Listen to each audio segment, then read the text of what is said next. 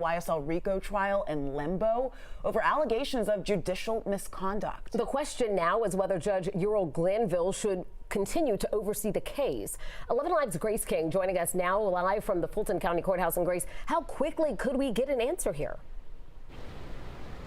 Really any time now that both sides have had a chance to weigh in on that recusal motion. Plus, Judge Rachel Krause, who's in charge of making that decision, says she wants to rule quickly because the case already has a jury attached to it. This is a high-profile issue. Everybody is waiting on it, and it also involves how so many assets down at the Fulton County Courthouse are going to be used and planned. Georgia's longest trial ever, currently on hold over allegations of judicial and prosecutorial misconduct.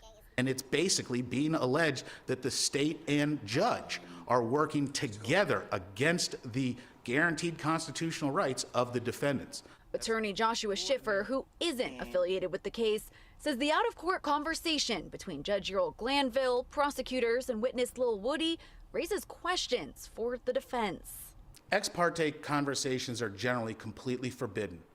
The basis for forbidding ex parte conversations is to preserve the integrity of the system. A supplemental motion from Young Thug's attorney, Brian Steele, argues the ex parte meeting is improper, unethical, and grounds for recusing Judge Ural Glanville and disqualifying the two state prosecutors present at that meeting. This is as aggressive as criminal litigation and defense gets. The allegations being brought forward are basically burning the bridge down. Steele wrote Young Thug's constitutional rights were, quote, trampled, ignored, and violated by this meeting, and that his client should be released from custody and cleared of all charges.